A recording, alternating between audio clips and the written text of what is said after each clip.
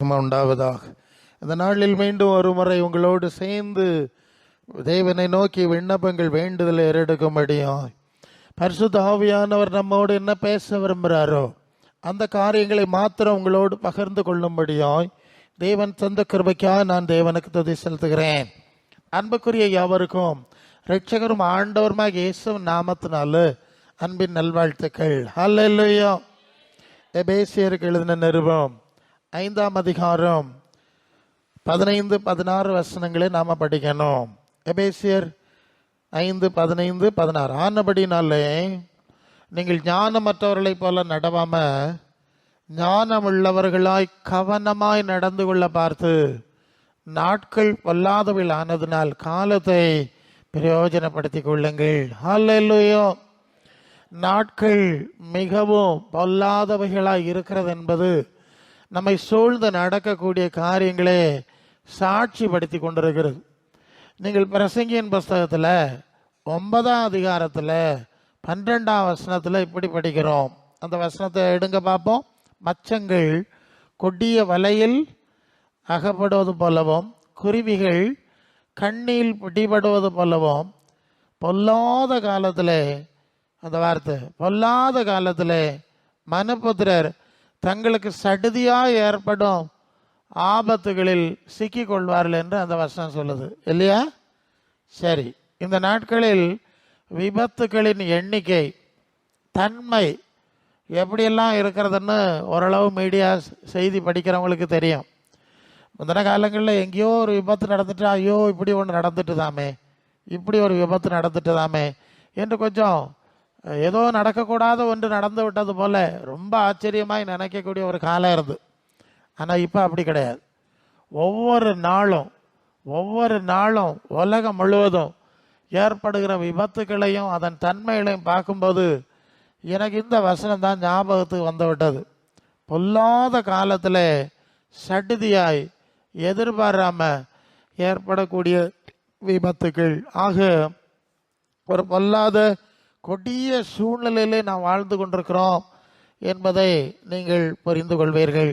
வெளியே பார்க்கறதுக்கு படம் காட்டி ஒரு மாதிரி கவர்ச்சியாக இருந்தாலும் உண்மையின் வாழ்க்கையின் நிலையை நீங்கள் சிந்தித்து பார்த்தால் புதிய புதிய வியாதிகள், கொடுமையான சூழ்நிலைகள், குடும்ப பிரச்சனைகள் வர்ணிக்க முடியலை. அப்படிப்பட்ட காரியங்கள்லாம் நீங்கள் பத்திரிகைகளிலே பல செய்திகளெல்லாம் நீங்கள் படிக்கிறீர்கள்.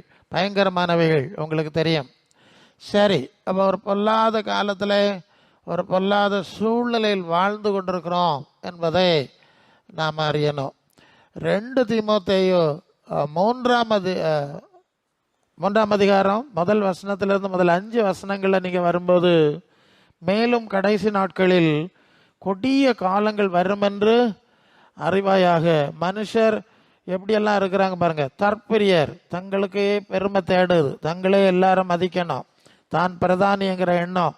பணப்பிரியர், பணத்துக்காக என்னெல்லாம் செய்கிறாங்கங்கிறத பார்த்துட்டு இருக்கிறோம். வீம்புக்காரர், வீம்புத்தனம், அகந்தை உள்ளவர்கள், தூஷிக்கிறவர்கள், தாய் தகப்பன்மாருக்கு கீழ்ப்படியாதவர்கள், நன்றி கெட்டவர்கள், பரிசுத்தம் இல்லாதவர்கள், சுவாப அன்பே இல்லாதவர்கள், விலங்குகளைப் போல இணங்காதவர்கள், அவதூறு செய்கிறவர்கள், இச்சையடக்கம் இல்லாதவர்கள், கொடுமை உள்ளவர்கள், நல்லோரை பகைக்கிறவர்கள், துரோகிகள், துணிகரம் உள்ளவர்கள், இரமாப்புள்ளவர்கள், தேவ பிரியராயிராமல் சுகபோக பிரியர், தேவ பக்தியின் வேஷத்தை தரித்து அதன் பலனை மறதளிக்கிறவர்களாக இருப்பார்கள்.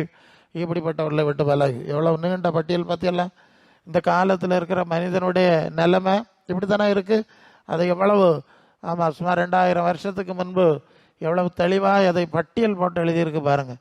கடைசி காலத்தில் கொடிய நாட்களில் இருக்கும்போது இப்படிப்பட்ட சுவாபம் உள்ளவர்களாய், தன்மை உள்ளவர்களாய் மனிதர்கள் இருப்பார்கள். அதில் முக்கியமான ஒரு வார்த்தை இருக்கு இல்லையா? தேவ பக்தியின் வேஷத்தை தரித்து கொண்டு. அதுதான் ரொம்ப பயங்கரம். தேவ பக்திக்குரிய வேஷம் இருக்கிறது, பாசாங்க இருக்கிறது, ஆனால் தேவ பக்திக்குரிய அனுபவங்கள் இல்லை. ரொம்ப பயங்கரமாக இருக்கு. வெளியே பார்த்தா ஏதோ அப்படியே படம் காட்டி அப்படி போகிறது மாதிரி இருக்கு. ஆனால் உண்மையில் விசுவாச அனுபவத்தை பார்க்க முடியலை. இது ரொம்ப பயங்கரமான காரியம். விசுவாச கோலத்தில், ஆவிக்குரிய கோலத்தில் நடக்கிறதான ஒரு காரியம். விசுவாச அனுபவத்தை பார்க்க முடியலை. ஒருவேளை விசுவாசத்தை ரொம்ப பேசுவார்களா இருக்கலாம், எந்த அளவு அவர்கள் வாழ்க்கையில் அனுபவிக்கிறார்கள் நமக்கு தெரியலை. ஏன்னு சொன்னால் விசுவாசம்னு சொன்னோன்னா இந்த நாட்களில் விசுவாசத்தை எப்படி போதிக்கிறாங்கன்னா, ஒரு காரியத்தை பலமாய் விசுவாசியுங்கள், கடினமாய் விசுவாசியுங்கள், கண்மூடித்தனமாய் விசுவாசியுங்கள், அதை அறிக்கை பண்ணுங்கள்லாம் பல காரியங்கள் பேசுகிறார். நீங்கள் நல்லா கவனிக்கணும். விசுவாசம் சம்மந்தமாக எந்த விதமான பிரசங்கங்கள்லாம் எவ்வளோ நடக்குதுங்கிறது உங்களுக்கு நல்லா தெரியும்.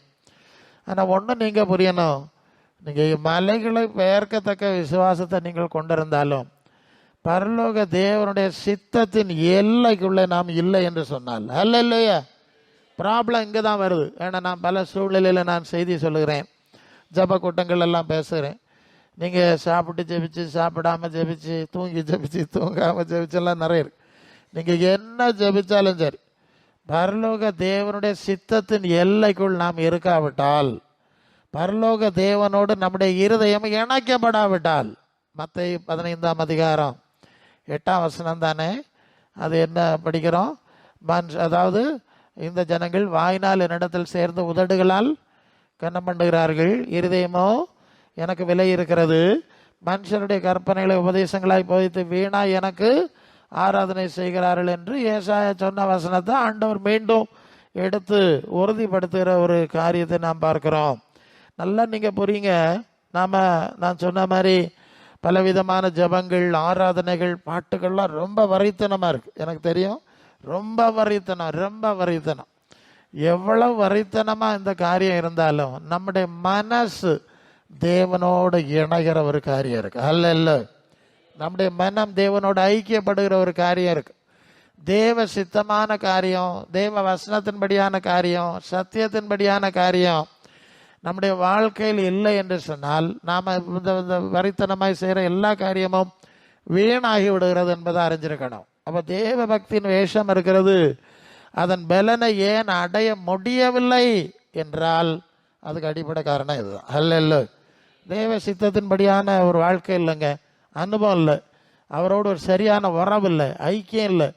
உலகத்தில் நாம் தேவனோட ஐக்கியமாக இருக்கிற மாதிரி வேணால் படம் காட்டிடலாம், ஜனங்களுக்கு முன்னே காட்டிடலாம். ஆனால் தனி அறையில் போய் ஆண்டவரோடு நம்மளால் பேச முடியலை. நிறைய அனுபவங்களை நான் பார்த்துருக்கிறேன்.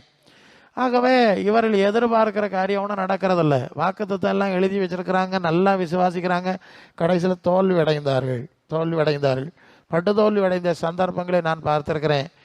தேவ சித்தத்தின் எல்லைக்குள்ளே இல்லை, தேவனுடைய வார்த்தை அவர்களுக்கு கிடைக்கவில்லை, தேவனுடைய ஆலோசனை அவர்களுக்கு கிடையாது. தலைகீழாய் கற்பனையில் செல்கிறார்கள், தோல்வி அடைகிறார்கள், அதை பார்க்கிறோம். ஆகவே தேவ சித்தத்தின் எல்லைக்குள்ளே ஆவியானவரின் ஆளுகைக்குள்ளே இருக்கிறதுக்கு நாம் கவனமாக இருப்போம். சரி, இப்படி நாட்கள் பொல்லாப்பாய் இருக்க சூழ்நிலையில் நாம் இருக்கிறோம். இனி நம்முடைய நாட்களை எடுத்துக்கிட்டுன்னு சொன்னால், நீங்கள் சங்கீதம் 90:12 மோசே சொல்லுகிறான், எங்கள் நாட்களை எண்ணும் அறிவை எங்களுக்கு போதித்தரலாம். சரிதானே? பார்த்துடுங்க, எங்கள் நாட்களை, உலகத்தினுடைய நாட்கள் சூழ்நிலையெல்லாம் கொடுமையாக இருக்குன்னு பார்த்துட்டோம், அது அந்த பக்கம் இருக்கட்டும். இப்போ நம்முடைய நாட்களின் சூழ்நிலையை நாம் சிந்திக்க போகிறோம். எங்கள் நாட்களை, அது மேலே ஒரு வார்த்தை இருக்கு, நாங்கள் ஞான இருதயம் உள்ளவர்களாகும்படி, இல்லையா? புத்தி உள்ளவன், விவரம் உள்ளவன், அறிவுள்ளவன் தங்கள் நாட்களை எண்ணக்கூடியவனாக இருப்பான் என்பதை இங்கே புரிகிறோம். என்ன பிரசங்கியார இப்படி சொல்லிட்டீங்க? நீங்கள் மேலே 10ஆம் வசனம் தானே அது என்ன சொல்லுது?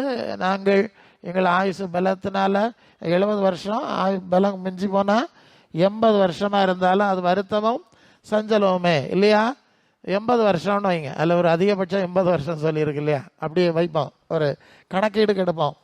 80 வருஷம்னு சொன்னால் மேலே 10ஆம் வசனத்தில் 80 வருஷம்னு சொல்லிட்டு 12ஆம் வசனத்தில் நாட்களை எண்ணும் அறிவுன்னு சொல்லியிருக்கு. சரிதானே?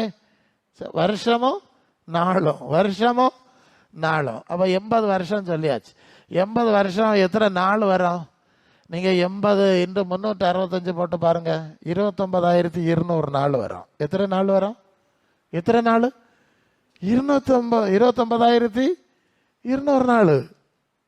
ஆச்சரியமா இருக்கு, இல்லையா?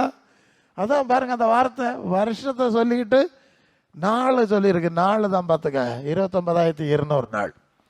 இப்போ நம்ம 50 வயசு சராசரி கூடுதல் குறைவு இருக்குது, ஒரு 50 வயசுன்னு வைங்க. 50 வயசானா 50 × 365 18,000 சில்லற நாள் வரும்னு நினைக்கிறேன். சரியா? அப்போ 50 வயசானவங்களுக்கு என்ன கணக்காச்சு? 18,000 சில்லற நாள் முடிச்சாச்சு. இப்போ பிறந்த நாளெல்லாம் கொண்டாடி ஸ்வீட்டு கொடுக்காவ ஒரு பிறந்த நாள் கொண்டாடுனால ஒரு வருஷம் கூடுமாக்கும்? கூடாது, குறையத்தான் செய்யும். இல்லை அநேகருக்கு தப்பா ஏதோ பிறந்த நாள் கொண்டாடி கேக் கொடுத்துட்டா ஸ்வீட்டு கொடுத்துட்டா ஒரு வருஷம் கூடிறவனு வேணும். ஒரு வருஷம் வெட்டியாச்சுன்னு இல்லையா கணக்கு? இல்லை இந்த மெழுகுத்திரி எல்லாம் ஊதி அணைப்பாவ. நான் அப்படி தான் நினைப்பேன். 15 மெழுகுத்திரி கொளுத்தி ஊதியாச்சுன்னா 15 வரையும் வெட்டியாச்சுன்னு அர்த்தம். இல்லை அப்படி இருக்குமோ? சரி. அப்போது இதை மனசில் வச்சுருங்க. என்னத்தை நீங்கள் வாழ்த்து சொன்னாலும் அது தேவன் வச்சிருக்கிற ஒரு காலகட்டம் இருக்குது, அதில் முடிச்சாகணும். சரி, அப்போ நாட்களை எண்ணணும். அப்போ இனி 18,000 சில்லறை போச்சு, மிச்சம் இனி எவ்வளோ தர நாள் இருக்குது, எத்தனை வயசு இருப்போம், இதெல்லாம் ஒன்று கணக்கு பார்த்துடுங்க. ஹல்லேலூயா. இப்போ யாக்கோபு 4:14 யாக்கோபு சொல்லிட்டார், நாளை நடப்பது உங்களுக்கு தெரியாது, தேவனுக்கு சித்தமானால் நாங்கள் உயிரோடு இருந்தால் இன்னும் இதை செய்வோம்னு சொல்லணும். சரிதானே? ஆமாம். அவன் 70-80ன்னு சொன்னாலும் இங்கே கட்டுப்பாடு போட்டாச்சு. இல்லை அதுவும் உங்களுக்கு உத்தரவாதம் கிடையாது, கேரண்டி. ஆமாம், வசனம் தானே. ஆண்டவர் ஒரு மனுஷன்ட்ட கேட்டார் இல்லையா, அவன் வயலெல்லாம் நல்லா விளைஞ்சிருக்கு, எல்லாம் தானியெல்லாம் சேர்த்து வச்சிருக்கிறேன் அப்படின்னு நம்ம பேசிகிட்டு இருக்கும்போது, உன் ஆத்துமா இன்று ராத்திரியில் உன்னை விட்டு எடுத்துக்கொள்ளப்படுமானால் நீ சேர்த்து வைத்தவைகள் யாருடையதாவோ அப்படின்னு சொல்லிட்டார் இல்லையா. அது லூக்கா 12ஆம் அதிகாரத்தில் அது வருது, 20ஆம் வசனத்தில். இன்று ராத்திரி அந்த வார்த்தை ஏன் சொன்னார் தெரியுமா? இஸ்ரவேலர்கள் பிள்ளைகளின் பிள்ளைகளையும் இஸ்ரவேலுக்கு உண்டாகும் சமாதானத்தையும் காண்பாயின்னு ஒரு வசனம் எல்லாம் இருக்கு இல்லையா. அது ரொம்ப நம்புகிறவங்க. நம்ம ரொம்ப தாத்தா பாட்டி ஆவிதான் சாவோம், அதுக்கு முன்னால் சாவு வராது அப்படின்னு உறுதியான நம்பிக்கை உள்ளவங்க. அந்த நம்பிக்கையை உடைக்கிறது தான் ஆண்டவர் சொன்னார். இல்லையா, அதெல்லாம் நீங்கள் நினைக்க வேண்டிய அவசியம் ஒன்றும் இல்லை. இந்த கதையெல்லாம் தூரப்போடு. நாளை இருக்கணும்னா தேவ சித்தமான தான் இருக்க முடியும். இல்லையோ, புரியுது இல்லையா நான் சொல்லுது? அப்போ நம்முடைய நாட்கள் நிலையற்றது, நாளை நம்முடையது அல்ல என்று முடிக்க வேண்டியிருக்கிறது. இப்படி நிலையற்ற ஒரு வாழ்க்கை இங்கே வாழ்ந்து கொண்டிருக்கிறோம். ஒரு வருஷம் கடந்து போச்சுன்னு சொன்னால் இவ்வளோ வேகமாக கடந்து போயிருக்கு இல்லையா. தொடங்கினது மாதிரி இருந்து சொப்பனத்தை போல முடித்துட்டோம். இல்லையா, சொப்பனம் காண்கிறது போல. நான் ரொம்ப வருஷத்துக்கு முன்னே என்னுடைய உறவினர் ஒருவரோடு பேசி கொண்டு வந்தேன். அவர் மிலிட்ரி சர்வீஸில் இருந்து ரிட்டையர் ஆகி ஊருக்கு வந்திருந்தார். அப்போது உட்கார்ந்துருக்கார். பல உறவினர்கள் பார்த்து பேசிட்டு போனார்கள். ஏன்னா ரொம்ப காலம் வெளியூரில் இருந்து வந்தவர். ஸோ நானும் அவர்கிட்ட கொஞ்சம் கடைசியாக உட்காந்து தனியாக பேசி கொண்டிருந்தேன். அவர் மனம் விட்டு சொன்னார், டேய், இந்த ஊரில் தான் நான் பையனாட்டு ஓடி ஆடி விளையாடணும் பார்த்துக்க, பரவாயில்ல, நீ இப்படி சுற்றிட்டு நடக்க முடியாது, ஏதாவது ஒரு வேலைக்கு போனோன்னு சொல்லி மிலிட்ரியில் போய் ஒரு வேலையில் சேர்ந்தேன். அங்கேயும் போய் நான் நிறைய படித்து ப்ரமோஷன்ஸ் எல்லாம் வாங்கினேன், திருமணம் பண்ணினேன், பிள்ளைகளை பெற்றேன், அவர்களையும் திருமணம் பண்ணி கொடுத்து விட்டேன், என் பேர பிள்ளையும் பார்த்து விட்டேன், நான் தாத்தா ஆகிவிட்டேன். நான் எந்த ஊரில் சின்ன பையனா ஓடி ஆடி விளையாடுனோ அதே இடத்துல தாத்தாவா ஈசி சேரில் படுத்திருக்கிறேன். கடந்த நாளெல்லாம் நினச்சி பார்த்தா நேற்று கழிந்த நாள் போல் இவ்வளோ வருஷம் கடந்து போயிட்டு. வாழ்க்கையில் ஒன்றும் இல்லைப்பா, life is like a dream. வாழ்க்கை ஒரு சொப்பனம் போல இருக்கிறதுன்னு சொன்னார். நாம் நம்முடைய வாழ்க்கையை திருப்பி பாருங்க. இது மாதிரி எத்தனை புது வருஷத்தை பார்த்தோம், எல்லாம் முடிச்சுட்டு ஓடிக்கொண்டே சொப்பனம் போல இருக்கு இல்லையா. இன்னும் இன்னல்ல போல இருக்குது போல மலையாளத்தில் പറഞ്ഞால் ஓகே, நேற்று போல இருக்கிறது. அப்படியே காலங்களையும் சூழ்நிலைகளையும் மறக்க முடியாதுன்னு சொன்ன சம்பவங்களை எல்லாம் மறந்து இல்லையா. சொன்ன ஒரு காலத்தில் மறக்க முடியாதுன்னு மறந்துட்டோமே. இல்லையோ, வாழ்க்கைன்னா என்னது? அது ஒரு கனவா, கதையா? மனுஷனுக்கு ரகசியம் புரியலை, மண்டையை பிச்சுக்கிறான்.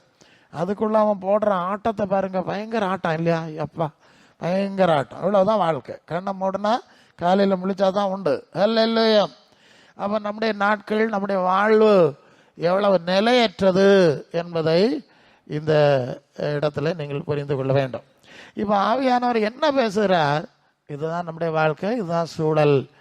நீங்கள் காலத்தை பிரயோஜனப்படுத்தி கொள்ளுங்கள். அல்ல, எப்படி பிரயோஜனப்படுத்துது பாருங்க. பிள்ளைகள்கிட்ட சொல்லுவோம், லே படிக்க வேண்டிய பிராயத்தில் படியல, அப்புறம் படிக்க முடியாதுல, ஒரு காலம் வந்து அவனுக்கு ஒரு வேலை கிடைக்கணும், நாளைக்கு வாழணும்னா அவனுக்கு வேணும், இந்த வாலிபத்தை சரியாக பயன்படுத்தணும், பிள்ளை பிராயத்தை பயன்படுத்தணும்னு சொல்லி பல புத்திமதிகளை சொல்லுகிறோம்.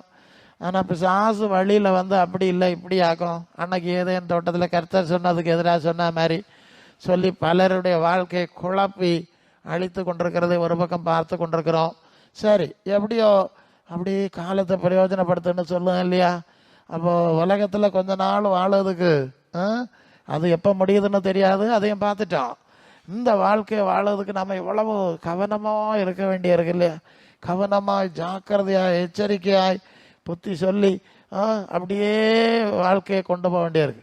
இங்கேயும் சொல்லியிருக்கு, நீங்கள் ஞானமற்றவர்களை போல நடக்காம புத்தியாக நடக்கணும், கவனமாய் நடக்கணும். அந்த வார்த்தை இங்கே இருக்குது. காலத்தை பிரயோஜனப்படுத்தணும். அப்போ காலத்தை எப்படி பிரயோஜனப்படுத்துவது என்பதுதான் நாம் கொஞ்சம் சிந்திக்க வேண்டிய விஷயம். பொதுவாக கிறிஸ்தவ கோலத்தில் நீங்கள் வந்தீங்கன்னா ஏதோ ஆண்டவர்கிட்ட வந்து அதை கேட்டு இதை வாங்கி அப்படி ஜபிச்சு இப்படி ஜபிச்சு பூமியின் உயர்ந்த ஸ்தானத்துக்கு ஏறணும் என்கிறது அந்த நாட்களில் அதிகமாய் போதிக்கப்படுது இல்லையா? ஆமாம், ஆண்டவரை விசுவாசிங்க, ஜெபம் பண்ணுங்க, அதை கேட்டு வாங்குங்க, இதை பிடிவாதமாக வாங்குங்க, யாக்கோபு போல போராடுவேன், விடமாட்டேன் பாடுறாங்கல்ல, விடமாட்டேன், வாங்கி பறிப்பேன், எனக்கு பட்டம் வரைஞ்சி வைப்பேன், நான் வச்சிருக்க படத்தின்படி தான் நடக்கணும், நான் விட மாட்டேன் எல்லாம் ஓடுறாங்க இல்லையா? நம்ம ஆளுதான். ஓகே, சரி, எப்படியும் ஆவேசப்பட்டு ஆத்திரப்பட்டு பூமியின் உயர்ந்த ஸ்தானத்துக்கு ஏறியாச்சு. எங்கே ஏறியாச்சு? பூமியின் உயர்ந்த ஸ்தானத்துக்கு ஏறியாச்சு. அடுத்தது என்ன நடக்கும்னு கேட்டா, பழைய ஏற்பாட்டில் இருக்கு இல்லையா, எசேக்கியா, ராஜாக்களின் கல்லறையில் அவனை புதைத்தாரு இல்லையா? எப்படி அடிச்சு பிடிச்சி ஆவேசப்பட்டு மேலே ஏறியாச்சு. பிறகு கீழே இறங்கணுமே, கீழே இறங்கணும், இல்லைன்னா மேலேருந்து கீழே விழணும்.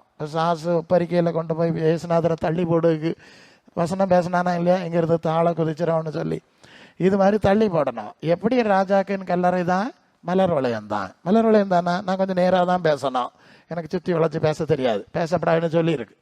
கடைசியில் அவ்வளோதான். பிறகு அஞ்சலி கூட்டம் விட்டணும். விண்ணக வாழ்வின் 14ஆம் நாள், எப்படியா விண்ணக வாழ்வின் 3ஆம் ஆண்டு. அவர் பரலோகத்துக்கு போய் 14 நாள் ஆச்சான். அவர் அங்கேருந்து ஃபோன் பண்ணி சொன்னார், ஆமாம் நான் 14 நாள் அங்கே இருக்கேன், 3 வருஷமாக பரலோகத்தில் இருக்கிறேன். எவ்வளவு ஃப்ராடு தனம், அஞ்சலி தனம், தினம், நினைவு அஞ்சலி, 36ஆம் நினைவு அஞ்சலி, 100ஆம் நினைவு அஞ்சலி. உலகம் அவன் போனான், பொய்யாச்சு. அவன் எங்கே போனான்னு தெரியாது, யாருக்கு எந்த ஐடியாவும் இல்லை. இப்போ ஏஐ ஆர்டிஃபிஷியல் இன்டெலிஜென்ஸ் டெக்னாலஜி வந்திருக்கு. அவர் சொர்க்கத்துக்கு போகிறது மாதிரி எல்லாம் வீடியோஸ் எல்லாம் கிரியேட் பண்ணுறாங்க, சரியா? பரலோகத்துக்கு மாதிரி இப்படி படம் வரைஞ்சாச்சு, வீடியோ உண்டாக்கியாச்சு. இப்படி உலகம் மனுஷனை முட்டாளாக்கிட்டே இருக்கு. வெளிப்படுத்தல் 12:9, உலகம் முழுவதும் மோசம் போகிற பிசாசு என்று சாத்தான் என்று சொல்லப்பட்ட பழைய பாம்பாகிய வலுசர்ப்பத்துக்கு ஆட்சியில் இல்லையா இருக்கு. இந்த மோசடி பத்திரிகைகள் எல்லாம் நடந்துகிட்டு இருக்கு, உலகம் காட்டிகிட்டு இருக்கு. அவன் எங்கே போனான்னு தெரியாது. இவர் சிரிச்சுட்டு இருக்க மாதிரி இங்கே பணத்தை போட்டுட்டு இருக்காரு, அவர் சிரிச்சுட்டு இருக்காரா அழுதுட்டு இருக்காரான்னு கண்டதாரு. எவ்வளோ மோசடி இல்லையா?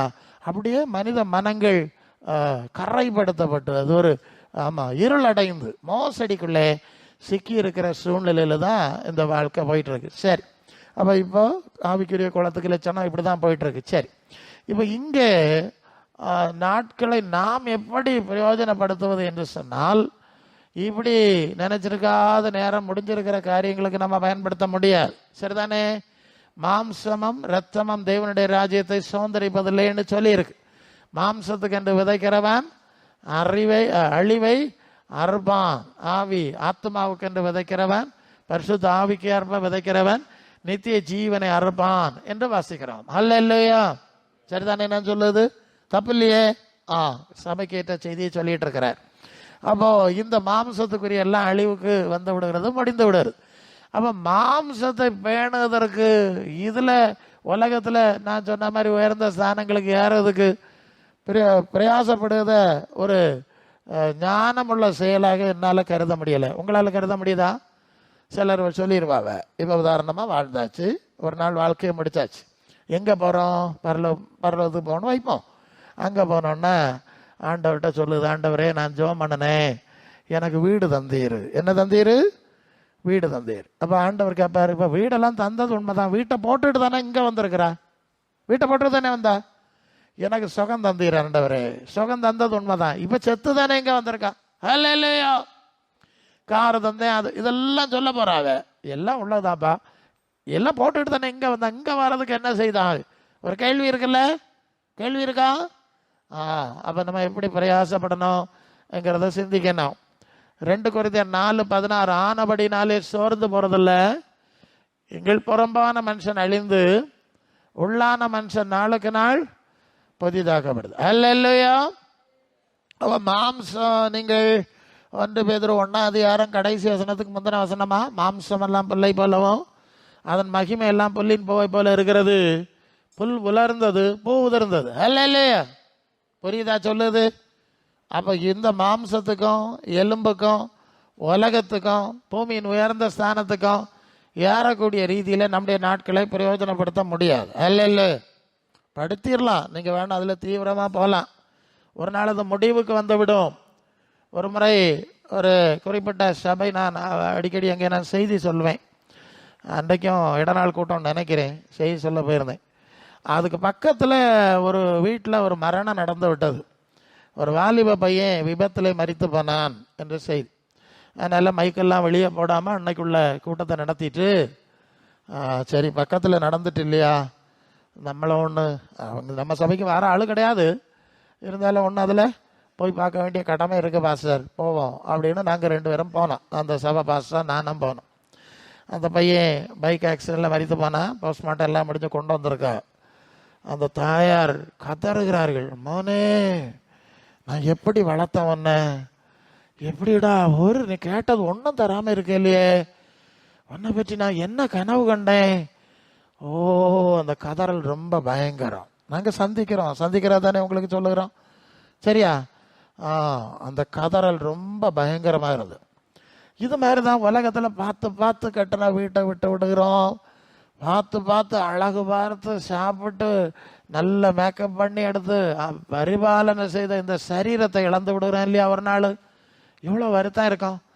அப்போ ஆவியானவர் நமக்கு ஏற்கனவே சொல்லுகிறார், இதெல்லாம் நிலையற்றது, இதுக்காக நீ பிரயாசப்படாதே. இல்ல, இது கிறிஸ்தவ ஓட்டம் கிடையாது. உங்களுக்கு புரியணும்னு நினைக்கிறேன். இந்த நாட்களில் இப்படித்தான் பிரசங்கங்கள் எல்லாம் போயிட்டு இருக்கு. இது கிறிஸ்தவ ஓட்டம் இல்லை, இது கிறிஸ்துவின் சபையினுடைய அனுபவம் அல்ல. நாம் உள்ளான மனுஷனில், அல்ல உள்ளான மனுஷனில் நாளுக்கு நாள் பலப்படும்படி அதுக்கு பிரயாசப்பட தான் அழைக்கப்பட்டிருக்கிறோம். இப்போ கேட்கணும் கேள்வி உங்கள்கிட்ட, உங்களுக்கெல்லாம் வயசு நிறைய. இப்போ சின்ன குழந்தையா பிறந்து தொட்டில் கிடந்து அந்த பிள்ளைகள் வளரும்போது பெற்றோர் சந்தோஷப்படுவாங்க. அது வளர்ந்து வளர்ந்து வளர்ந்து வருது, வாலிபன் ஆயிற்று, இளைஞன் ஆயிற்று, இனி ஒரு குடும்பம் ஆக்கி வைக்கணும். ஆமாம், எங்கள்கிட்ட சொல்லுவார்கள், ஜோம் பண்ணுங்க பாஸ்டர், குடும்பம் ஆக்கி ஒழுங்குபடுத்தி வைக்கணுமே, சந்தோஷப்படணும், பேர பிள்ளைகளை பார்த்துடணும், இப்படி எல்லாம் ஆசை இருக்குது. அப்போ பிள்ளை பிறந்து 10 வயசாச்சு, இன்னும் தொட்டில் விட்டு கீழே இறங்கலைன்னா உங்களுக்கு எப்படி இருக்கும்? நீங்கள் கேட்க விட்டுவீங்களா, முட்டாய் குடிப்பீங்களா, என்னத்தை சொல்லுதியே? 10 வயசாச்சு பெருசங்காரு, தொட்டில் விட்டு இறங்கல பெருசங்காரு, அல்ல சரிதானே? அப்போ பிள்ளை வளரணும்னு ஆசை இருக்குது. அது வளரணும், புத்தியில் வளரணும், சரீரத்தில் வளரணும், வாழ்க்கையில் வளரணும், பணத்தில் வளரணும், வேலையில் வளரணும், படிப்பில் ஆசை இருக்கு இல்லையா உங்களுக்கு? இல்லையோ? இதுக்கு தானே கிடந்து வெப்பராளப்படுத்தியே.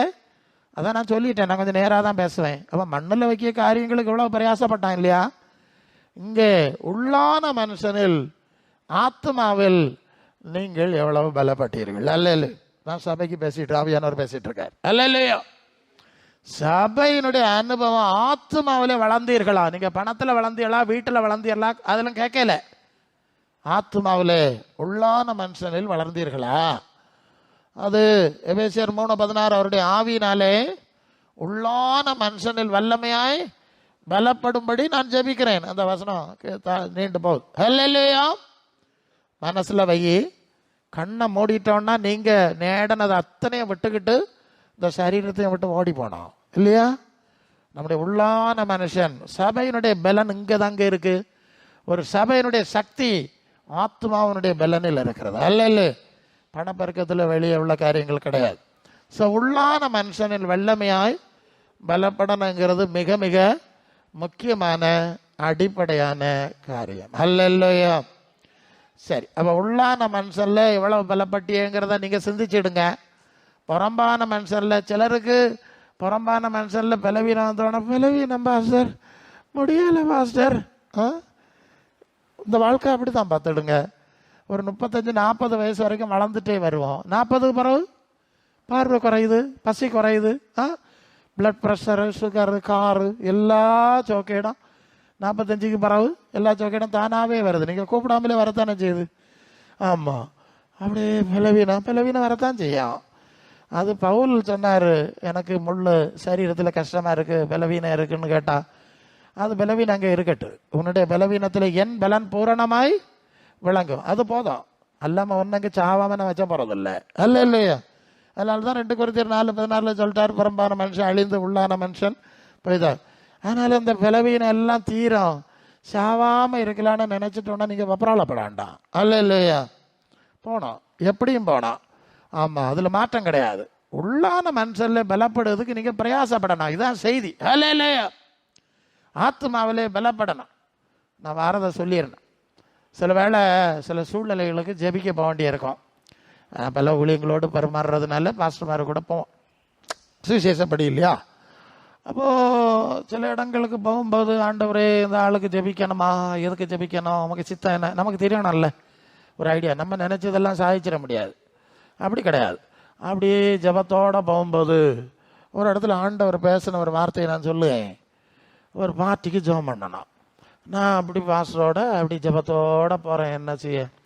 அப்போ நான் எங்கே போனாலும் எனக்கு ஒரு வழக்கம் உண்டு, நான் கொஞ்சம் ஆண்டவருடைய வார்த்தை சுவிசேஷம் பேசி தான் அடுத்த காரியம் நடக்குது. போனோன்னு அங்கே ஜெபம் பண்ணி அங்கே எழுப்பி விடுவதெல்லாம் கிடையாது. அப்போது எனக்கு ஒரு வார்த்தை தந்தார் பாருங்க, நித்திய ஜீவனுக்கு நியமிக்கப்பட்டவர்கள் விசுவாசித்தார்கள் அப்படின்னு ஒரு வசனம் இங்கே இருக்குது, அப்போஸ்தலர் நடபடிகளில் இருக்குது. நித்திய ஜீவனுக்கு நியமிக்கப்பட்டவர்கள் விசுவாசித்தார்கள், அது 13, அப்போஸ்தலர் 13:48. நித்திய ஜீவனுக்கு நியமிக்கப்பட்டவர்கள் எவர்களோ அவர்கள் விசுவாசித்தார்கள். அந்த வார்த்தையை கவனமாக வச்சுருங்க. ஆவியானவர் பேசுகிற செய்தி என்னன்னா, நான் எவர்களை நித்திய ஜீவனுக்கு நியமிக்கிறேனோ, நல்ல கவனம் வைங்க, நான் வாரத்தில் போகிறேன், எவர்களை நான் நித்திய ஜீவனுக்கு நியமிக்கிறேனோ அவர்களுக்கு தான் நான் பரிகாரம் செய்ய விரும்புகிறேன். நல்ல இல்லையா? புரியுதா சொல்லுது? அது வெளிப்படுத்தல் 20:12 புஸ்தகங்கள் திறக்கப்பட்டன. ஜீவ புஸ்தகம் என்று ஒரு புஸ்தகம் திறக்கப்பட்டது. ஜீவ புஸ்தகத்திலே பேர் இல்லாதவன் 2ஆம் மரணமாகி அக்கினி கடலிலே தள்ளப்பட்டான். சரிதானே? கவனிக்கிறீங்களா? ஜீவ புஸ்தகம்னா என்னன்னா, யார் யாரெல்லாம் நித்திய ஜீவனாக பரலோகத்திலே தேவனோடு இயேசுவோடு வைக்கப்பட வேண்டும் என்று குறைப்பு தகுதி உள்ளவர்கள். சரியா? அந்த லிஸ்ட்டில் பேர் இருந்தால் பரலோகத்துக்கு போ, பேர் இல்லாத ஆள் 2ஆம் மரணம் அக்கினிக்கு போ. இதாக அந்த புஸ்தகம். அப்போ ஜீவ புஸ்தகத்தில் பேர் எழுதப்படாதவர்களுக்காக நான் அற்புதம் செய்ய முடியாது. நான் சொல்றது புரியுதா உங்களுக்கு? கொஞ்சம் ஆழமான விஷயம், இதெல்லாம் சபைக்கு தெரியணும் உங்களுக்கு. நீங்கள் மத்தேயு 6:27-25 இல்லை 15:26, மத்தேயு 15:26, பிள்ளைகளின் அப்பத்தை எடுத்து நாய்க்குட்டிகளுக்கு போடுகிறது நல்லதில்லைன்னு சொன்னார் இல்லையா? ஒரு சம்பவம். இப்போ என்ன புரியறிய? அப்போ என்னுடைய பரிகாரம் எல்லாம் யாருக்கு வச்சுருக்கேன்? என் பிள்ளைகளுக்கு வச்சுருக்கேன், நித்திய ஜீவனுக்கு நியமிக்கப்பட்டவர்களுக்கு வச்சுருக்கிறேன், ஜீவ புஸ்தகத்துக்கு பேர் எழுதப்பட்டவர்களுக்கு வச்சுருக்கிறேன். உங்களுக்கு புரியுதா நான் சொல்லுது? புரியுதா? ஆண்டவர் சொல்லுவார், நீ தான் நான் இருக்க இடத்துக்கு வர போகிறதில்லை, நான் இருக்க மாதிரி உள்ள சூழ்நிலை அடைய போகிறதும் இல்லை, பின்ன உனக்கு என்னத்துக்கு நான் அற்புதம் செய்யணும் இல்லையா? புரியுதா நான் சொல்லுது? எதுக்கு செய்யணும்னு கேட்கேன். சாத்தான் செய்ய ஆளுகளுக்கு ஆண்டவர் அற்புதம் செய்யணுமா? அற்புதம் செஞ்சா ஆண்டவரை விசுவாசிச்சு மனம் திரும்பி தேவ சித்தம் செய்ய வராண்டாமா? புரியுதா நான் சொல்லுது? இப்படி ஒரு எல்லை இருக்கு. அநேகருக்கு ஆண்டவர் அற்புதம் செய்கிறார், நிறைய பேர் திரும்பி வரையில போனார்கள். அது சுவிசேஷத்தின் முதல் பகுதி.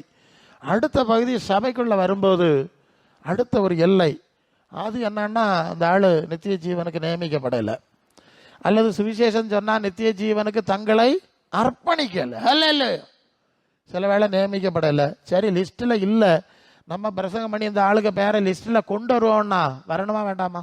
என்ன சொல்லுங்க? புரியுதா உங்களுக்கு? நீங்கள் நித்திய ஜீவனுக்கு நியமிக்கப்படலைன்னா, நித்திய ஜீவ பரலோகத்துக்குரிய லிஸ்ட்டில் இல்லைன்னா, அதுக்குரிய தகுதியில் இல்லைன்னா, ஆண்டவர் உங்களுக்கு அற்புதம் செய்ய வேண்டிய அவசியம் ஒன்றும் கிடையாது. இல்லை உங்களுக்கு பரிகாரம் செய்ய வேண்டிய அவசியம் கிடையாது. நான் வாரதில் நான் போனோம். அது யோவான் 15:1-2 நான் திராட்சை செடி, நீங்கள் கொடிகள். கொடிகள் செடியில் இணைஞ்சிருக்கணும். நீங்கள் கனி கொடுக்கணும்.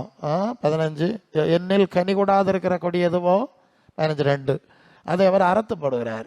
கனி கொடுக்கிற கொடி எதுவோ அது அதிக கனிகளை கொடுக்கும்படி சுத்தம் பண்ணுகிறார். சரிதானா? அவ கனி கொடுக்கிற கொடியை தானே வைப்பேன்னு சொல்லுவாரு. நான் சொல்லல, ஆண்டவர் சொன்ன வார்த்தையை சொல்ல. கனி கொடுக்காத ஆளெல்லாம் பிதாவானவர் வெட்டி போடுவார். அப்ப நித்திய ஜீவனுக்கு நியமிக்கப்படாதவர்கள், அதில் ஓடாதவர்கள், விரும்பாதவர்களுக்கு தேவன் பொறுப்பேற்க வேண்டிய அவசியம் இல்லை. இல்லையா? புரியுதா நான் சொல்லுது? கொஞ்சம் கவனமா இருக்கணும். நிறைய அற்புத கூட்டங்கள், அந்த கூட்டம் இந்த கூட்டம் எல்லாம் நடக்கு. ஒன்று புரியணும், இயேசு லாசர்வை 4 நாள் கழிச்சு எழுப்பினாரு, அவனும் செத்து போனான், மறந்துடப்படாது. நாயின்னு ஒரு உதவியை மோனை எழுப்பினாரு, அவன் திருப்பி ஒரு நாள் செத்து போனான். அல்ல இந்த அற்புதத்துக்கு சுகத்துக்கு இதுகளுக்காக ஓட்டங்கள் எல்லாம் விட்டுக்கிட்டு பரலோக ராஜ்யத்துக்கு ஓடணும். அல்ல சிலர் கூப்பிடுவாங்க இல்லையா, ஜெபிக்கலாம் வாங்க. எப்படிங்க கூப்பிடுறாங்களா? ஜெபிக்கலாம் வாங்க. டிவியில் கூப்பிடுறாங்க, செல்ஃபோனில் கூப்பிடுறாங்க, பல மாதிரிலாம் கூப்பிடுறாங்கல்ல. ஜனங்கள் வண்டிங்காரம் எடுத்துகிட்டு ஓடுறா. என்னத்துக்குன்னா இயேசுநாதர் அற்புதம் செய்யாரு. ஆமாம்மா செய்யாரு. இல்லை அங்கேயே அற்புதம் செய்யாரு இல்லையா? அற்புதம் வாங்கின ஆளெல்லாம் செத்து போச்சு, அற்புதம் செஞ்ச ஆளெல்லாம் செத்து போச்சு. அல்ல இல்லையா? புரியுதா? சரி, ஜெபிக்கணும்னா எங்கே போனோம் தெரியுமா? அது மற்ற 6:6 அறை வீட்டை பூட்டி அந்தரங்கத்தில் இருக்கிற பிதாவை நோக்கி ஜெபம் பண்ணணும். அவர் வெளியரங்கமாய் பலனளிப்பார். அப்போ எங்கே ஜெபம் பண்ணணும்? தனி ஜெபம் செய்ய வேண்டும் ஆண்டவரோடு. ஒரு இடத்துக்கும் ஓடாண்டா. 2வது கலாத்தியர் 6:2 ஒருவர் பாரத்தை ஒருவர் சுமந்து இப்படியே கிறிஸ்தவன் பிரமாணத்தை நிறைவேற்றுங்கள் அப்படின்னு சொல்லியிருக்கு. அப்போ ஒருவரில் ஒருவர் ஊக்கமாய் அன்புறுங்கள், ஒருவருக்காய் ஒருவர் ஜெபம் பண்ணுங்கள். சரிதானே? வேற வசனர். 3வது யாக்கோபு நிருபம் கடைசியில் என்ன படிக்கிறீங்க? ஒருவன் வியாதிப்பட்டால் சபையின் மூப்பர்களை வரவழைப்பானாக, அவர்கள் கர்த்தருடைய நாமத்தில் எண்ணெய் பூசி அவர்களுக்காய் ஜெபம் பண்ணுவார்கள். யாரை வரவழைப்பானாக? சபையின் மூப்பரா? சபையின் மூப்பரா? ரோட்டங்கரையில் சுற்றிட்டு நடக்கும் மூப்பரா? எந்த மூப்பர் சொல்லுங்க? சபையின் மூப்பர். சபையின் மூப்பர்னா பாஸ்டர். அது யாருன்னு கேட்டோம், எபிரேயருக்கு எழுதின நிருபம் 13 17 13-17 உங்களை நடத்துகிறவர்கள் உங்கள் ஆத்மாக்களுக்கு உத்தரவாதம் பண்ணுகிறவர்களாய் விழித்திருக்கிறவர்களானபடினாலே அவர்களுக்கு கீழ்ப்படிதான் நடக்கும். அப்போ உங்கள் ஆத்மாக்களுக்கு உத்தரவாதம் பண்ணுகிற மேய்ப்பர்கள் சபையினுடைய மூப்பர்கள். இப்போ புரிஞ்சா அவங்களுக்கு? தனி ஜபம் பண்ணு, ஒருவருக்கார் ஒரு ஜெபம் பண்ணு. சபையில் அதுக்கு மேலே இருந்தால் பாஸ்டர்கிட்ட சொல்லி அவரும் ஜெபம் பண்ணுவார். அப்போது செய்தி வேளையில் ஆவியானவர் செய்தி கொடுப்பார்.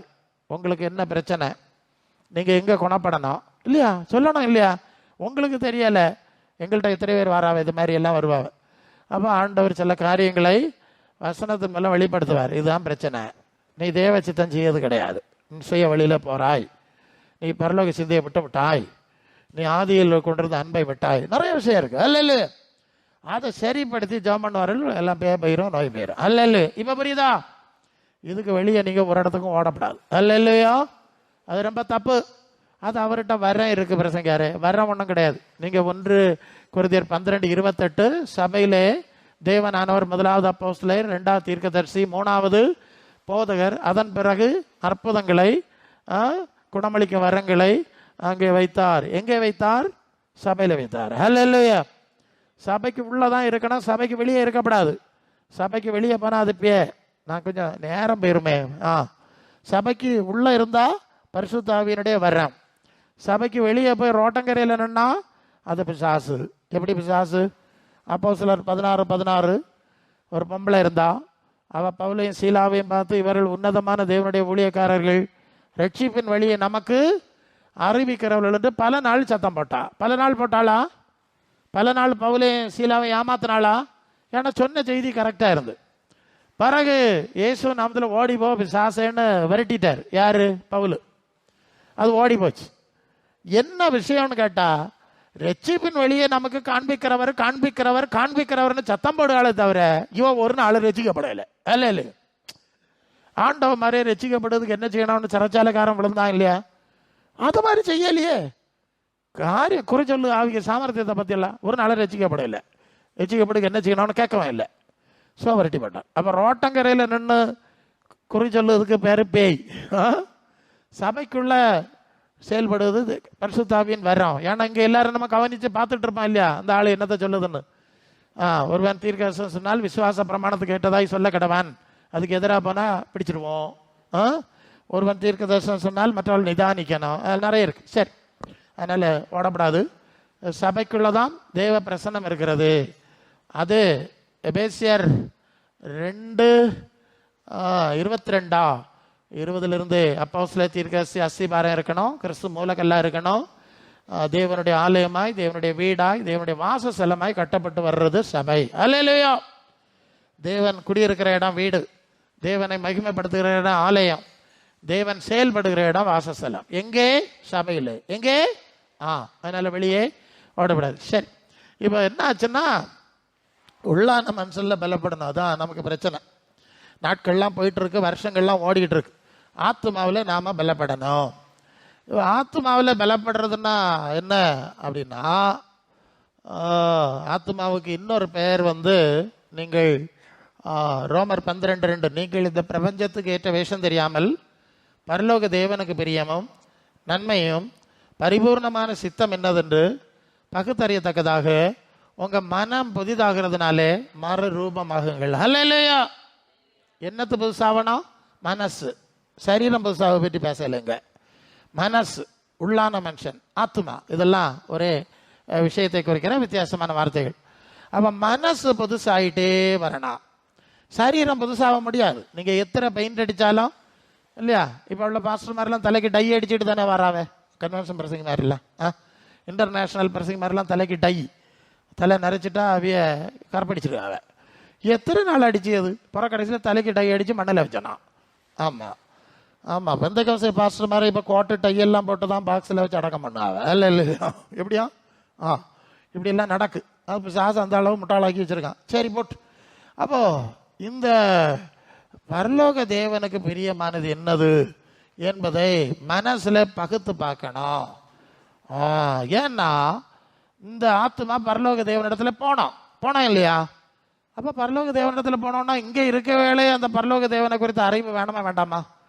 கொலோசையருக்கு எழுதின நிருபத்தில் 1ஆம் அதிகாரத்தில் நீங்கள் 6, இது நிமித்தம் நாங்கள் அதை கேட்ட நாள் முதல் உங்களுக்கு இடைவிடாமல் ஜெபம் பண்ணுகிறோம், நீங்கள் எல்லா ஞானத்தோடு ஆவிக்குரிய விவேகம். என்ன விவேகம்? பரலோகத்துக்குரிய விவேகம், பூமிக்குரிய விவேகம் இல்லை. பூமியில் டாக்டரேட் எல்லாம் படித்தாலும் மண்ணுக்கு தானே போகிறது. நான் நேராக தான் பேசுவேன். இல்லை இல்லையா? நீ எவனாக இருந்தாலும் மண்ணு தானே போகிறா.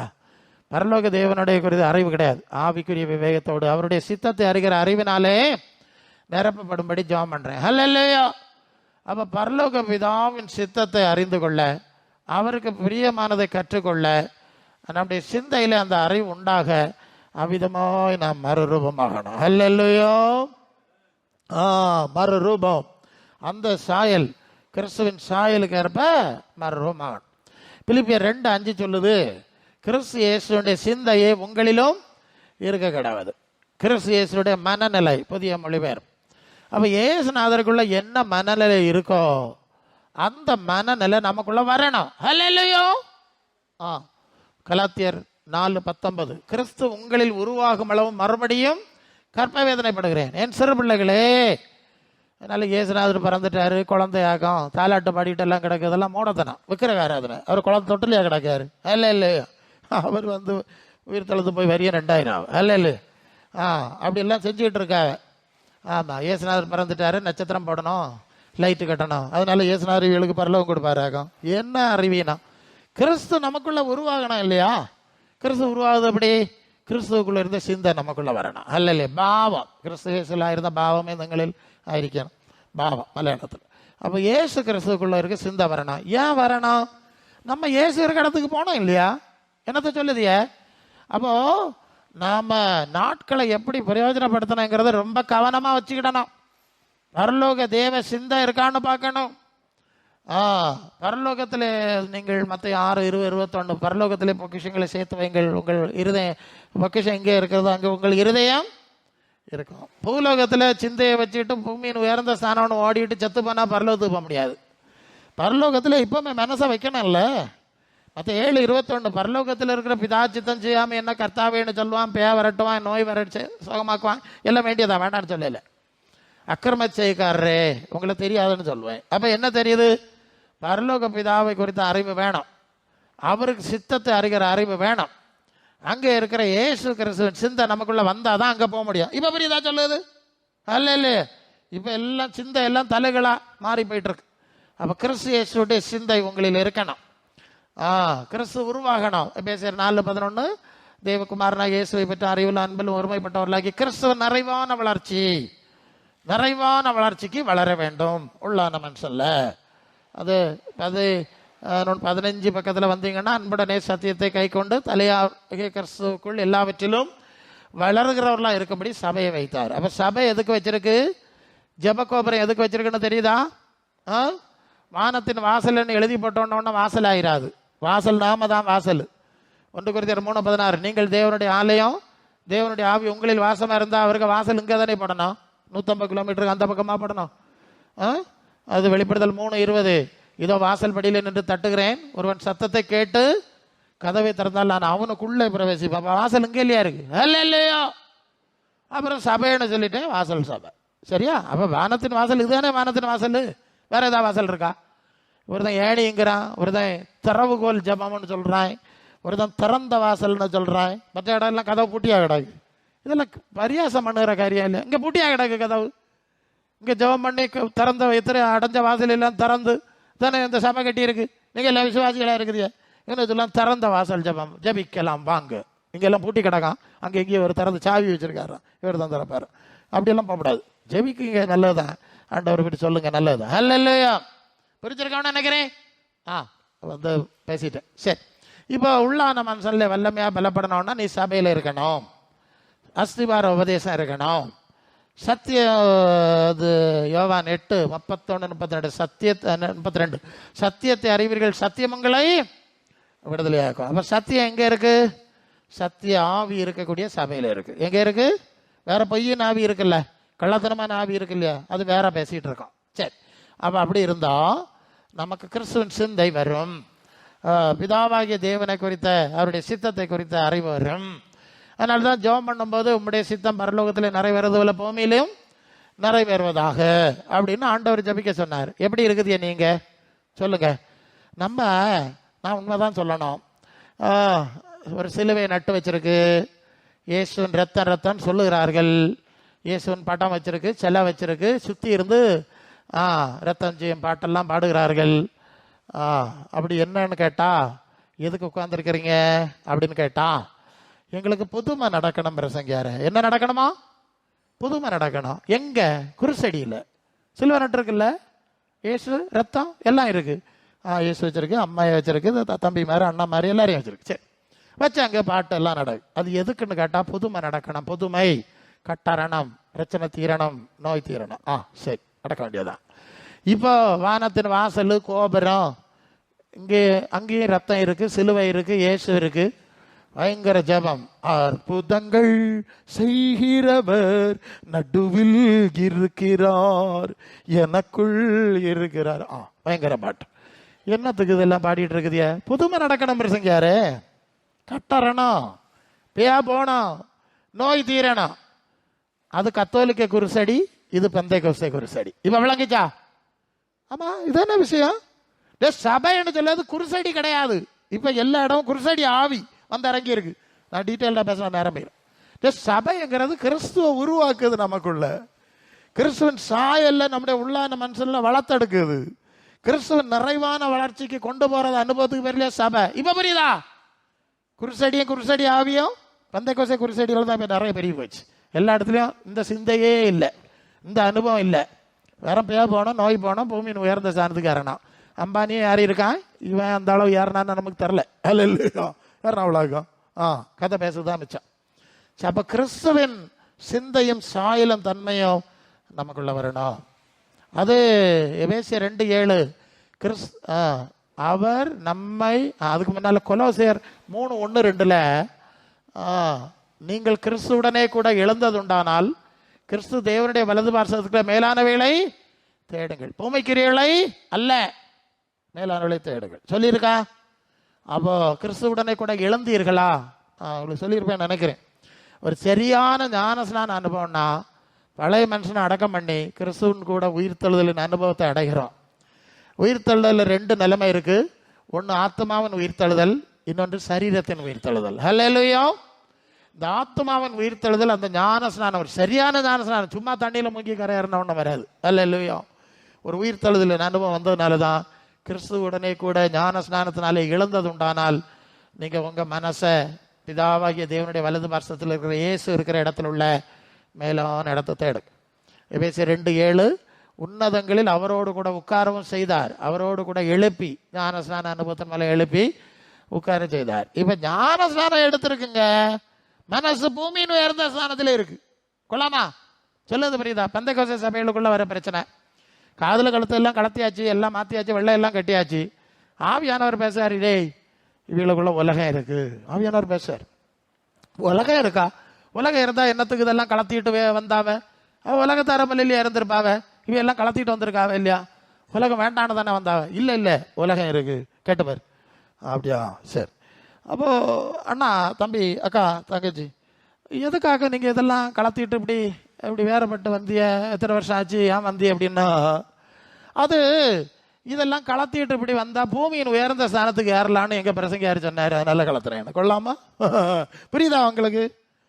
பூமியின் உயர்ந்த ஸ்தானத்தில் ஏறதுக்கா இப்ப இதெல்லாம் கலத்திட்டு வராவலாம். உன்னதங்களுக்கு ஏற இல்லையா? ஆவியானவர் பேசுனது என்ன சொல்லு? அல்ல இல்லையா? இப்படியே சூழ்நிலை இருக்குன்னாக்கி சரி, அவன் மனசை பரலோகத்தில் வைக்கணும், இயேசு இருக்க இடத்துல வைக்கணும், கிறிஸ்துவனுடைய சிந்தையும் குணமும் நமக்குள்ள வரணும். அல்ல இல்லையா?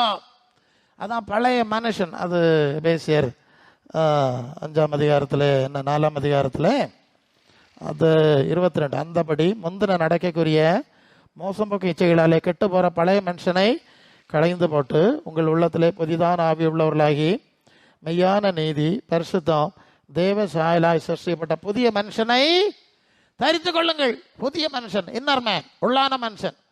அப்போ பழைய மோசம் போக்குற குணங்கள்லாம் நிறைய இருக்கு இல்லையா?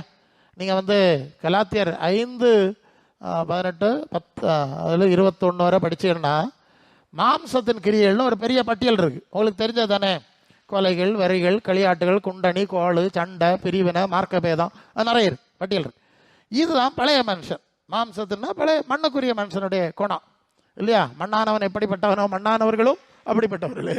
வானத்திலிருந்து வந்த இயேசு எப்படிப்பட்டவரோ வானத்துக்குரியவர்களோ அப்படிப்பட்டவர். 1 Corinthians 15 அப்போ பழைய மனுஷனுக்கு குணம் 30 வரையும் ஞானஸ்நானம் எடுத்தாலும் இன்னும் மாறையில்லைன்னு சொன்னால் அது தப்பு தானே? புதிய மனுஷன், ஆவி, புதிய ஆவி வந்தது. அதனால ஆவியின் கனிய 5:22 கலாத்தியரா, ஆவியின் கனியோ அன்பு, சந்தோஷம், சமாதானம், நீடிய பொறுமை, தயவு, நற்குணம், சாந்த, விசுவாசம், இச்சை எடுக்கணும்னு அந்த 9 குணம் வருது. அப்போ பழைய குணம் உள்ளான மனுஷனை களைந்து போட வேண்டும் இல்லையா? வருஷ கடைசியில் வந்திருக்கேன் இல்லையா? வீட்டுக்கு வெள்ளை அடிச்சிட்டோம், மனசுக்கு அடித்தோமா? வாழ்க்கையில் அடித்தோமா? யோசித்தோமா? இல்லையா? வெளியே பட்டங்காட்டில் ஆளும் என்ன பிரதானம், போகிற இடத்துக்கு பரலோகத்துக்கு போனோம், அதுக்கு ஏற்ப ஒரு மறுரூபம் உண்டாகணுமேனு கவலைப்படலை. நம்ம கவலைப்படணும், நமக்கு அதான வேலை. ஹல்லேலூயா. அப்படியே அதனால தான் நீங்கள் கொலோசியர் 1:14 ஒளியில் உள்ள பரிசுத்தவான்கள் சுதந்திரத்தில் பங்கடையும்படி எங்களை தகுதி உள்ளவர் ஆக்கினவர், இருளின் அதிகாரத்திலிருந்து எங்களை விடுதலை ஆக்கி அன்பின் குமாரனுடைய ராஜ்யத்துக்கு உட்படுத்தின 12:13. ஹல்லேலூயா. கொலோசியர் 1:12-13. அப்போ ஒளியில் உள்ள பரிசுத்தவான்களுடைய சுதந்திரத்தில் நம்ம பங்கடையணும்னா இங்கே இருக்கும்போதே நம்முடைய ஆத்மாவிலே ஒரு பிரகாசம் வரணுமா வேண்டாமா? வெளிச்சம் வரணுமா வேண்டாமா? ஒரு மாற்றம் மறுரூபம் வரணுமா வேண்டாமா? வரணும் பாருங்க. அது இந்த பழசெல்லாம் கழிச்சணும், வழியை ஒன்று முடிஞ்சா போறாது இல்லையா?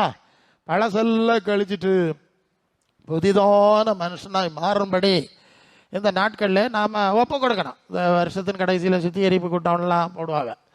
அதுக்கு அர்த்தம் என்னன்னு சொன்னால், சரி ஒரு வரியம் போச்சு, பழசெல்லாம் ஒன்று நினச்சி பார்த்து வெள்ளை அடித்து ஒற்றை அடித்து புது வரியத்திலேயாவது புதிய மனுஷனாக மாறட்டு ஒரு கூட்டத்தை வைப்பாங்க. அல்ல இல்லையோ? என்ன புரிஞ்சிய?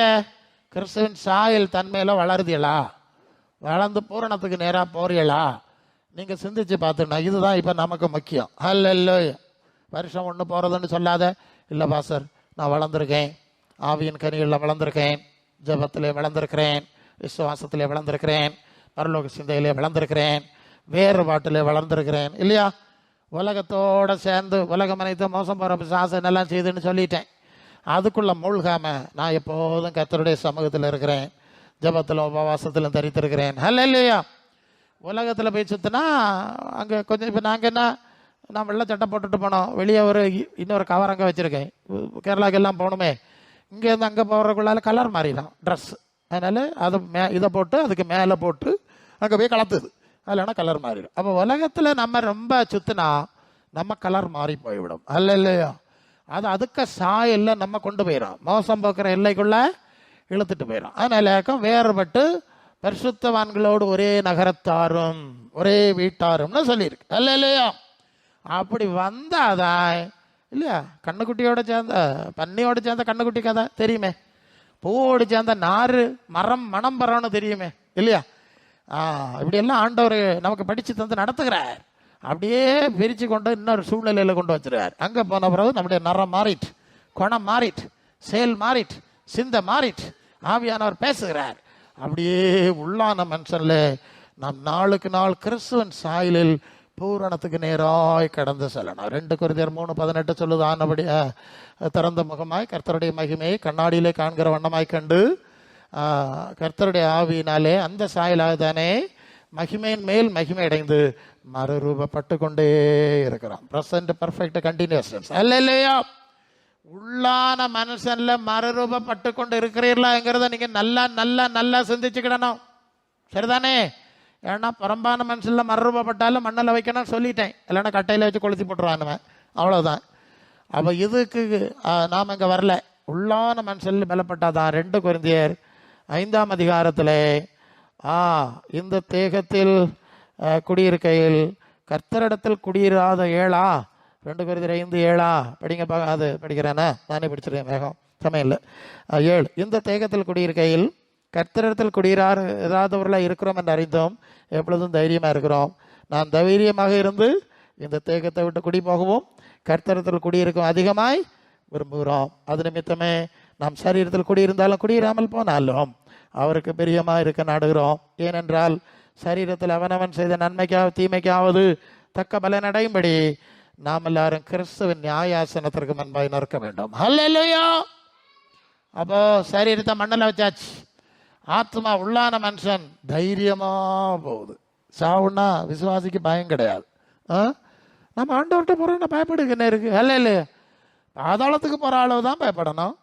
ஆண்டவர்கிட்ட போற ஆளுகளுக்கு என்ன பயம்னு கேட்டேன்.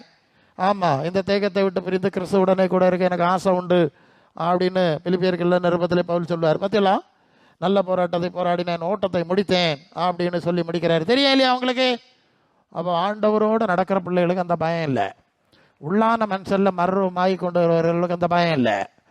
மனசை பரலோகத்தில் வச்சவர்களுக்கு பயம் இல்லை, மற்ற ஆளுகளுக்கு தான் பயம். இருதயம் கட்ட கட்டா குட்டு குட்டுன்னு அடித்து பிரசங்கியாரு, பொறுப்படுக்கணும் பிரசங்கியாரு.